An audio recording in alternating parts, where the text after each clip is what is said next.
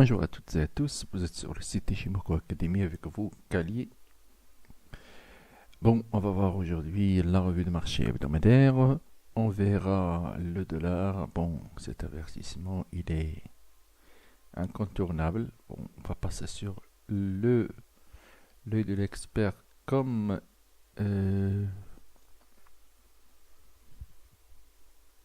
bon, comme publié chez ATPF Trading. Bon, c'est la même chose. Alors, qu'est-ce qu'on voit ici? On arrive au visant visu, support très important. Ça commence à sentir le rebond, surtout sur ce support. Il ne faut pas casser ce support, sous peine d'aller vers l'autre support. Mais là, on commencera déjà à voir des petites hausses qui commenceront à partir de cette semaine. De toute façon, il y aura le NFP, je ne sais pas ce qui est arrivé au G7, ce qui a été passé la dernière fois, ce week-end. Mais normalement, ici, c'est une zone de rebond. On peut faire un petit texte jusque-là pour recommencer à hausser. La vague S est bonne là, elle est bien tracée. Il pourra y avoir un peu de range avant de commencer la hausse. Mais si on casse par là, c'est dangereux. Bon, en journalier, vous voyez ici, on a échappé au visant visu, mais on est toujours dans sa zone temporelle. On est arrivé à notre support. Le rebond est presque probable. Bon, plus probable qu'il y ait un rebond qu'une cassure de ce support.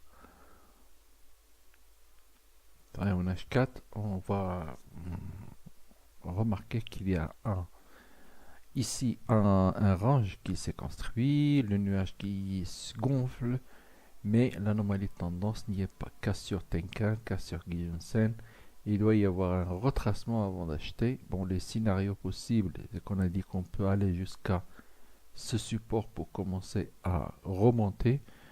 Mais sachez que le marché n'a pas encore retracé cette cassure de Guillensen. Donc il est probable qu'on y retourne. Mais est-ce qu'on va faire cet excès-là? On va voir si on casse par le bas. On ira ici avant de commencer à remonter. Mais si on casse par le bas, c'est encore vers les ténèbres. Sur l'euro USD, on attendait cette zone. On y est maintenant. Normalement, ça doit baisser. Pour le moment, un double top en daily, comme on va voir. Et voilà, regardez l'anomalie de tendance qui se profile. Ici, la vague S, l'inverse de celle de DXY. Donc voilà, une baisse jusqu'au Guillensen ici sera vraiment bonne à prendre. Et puis si on casse Guillensen, c'est le nuage. Si on casse le nuage, c'est encore pour aller encore plus bas. La cassure ici nous mène vers ce support 1,3660, vers cette résistance 1,3666 et puis vers la trendline weekly qui est là. Vous voyez. Donc pour le moment, c'est normalement une baisse qui se profile, pas une hausse. GBP USD, elle est nette et précise comme j'ai écrit ici, mais problème, c'est que les stops pour les mettre sur des points zéro, ils sont très loin.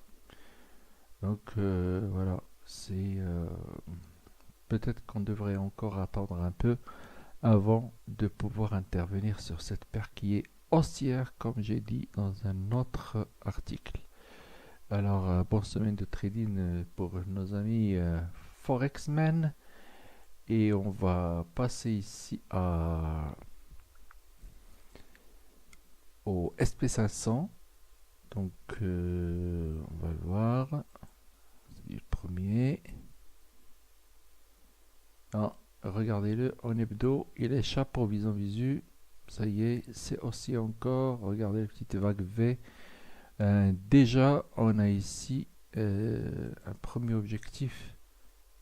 Là, si on prend la vague, on reporte le creux, donc ce sera vers ces environs 2484, mais l'objectif est très haut, donc voilà, c'est haussier, ça se confirme de plus en plus, Gisunsen qui remonte, nuage qui remonte, c'est haussier. Donc là, je l'ai vu, le SP500, normalement on doit avoir sur les futurs pour pouvoir voir les autres frames. Alors regardez, et ça c'est le piège de Tenkan-sen, il a été cassé, on remonte, donc ça va, on remonte, c'est haussier, achat sur repli, si jamais on arrive à la voir déjà. Donc voilà, en journalier, regardez, la vague V, et puis ça remonte, la katana qui commence à se former, c'est haussier, extrêmement haussier.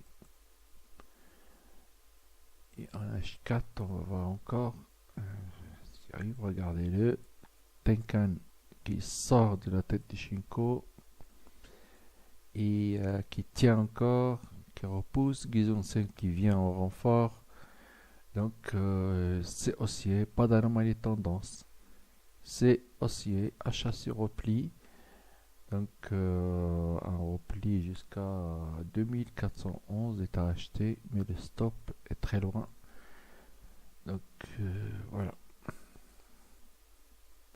Si on a un repli jusqu'ici pour retracer ça ou ça, ce sera encore mieux pour acheter. De toute façon, c'est haussier. Après, on verra le DAX. Le DAX, bon, c'est mi-figue, mi-raisin, mais il restera haussier lui aussi, parce que, regardez, on a fait que le pullback sur le niveau cassé. Et si jamais on arrive à casser Gisunsen, c'est pour aller casser ça et encore aller vers le haut. Donc c'est très haussier. Après, une petite remarque, il y a ici une zone de vente à laquelle il faut échapper. Sinon, on peut encore retourner un peu en bas pour remonter. Donc c'est haussier, point barre.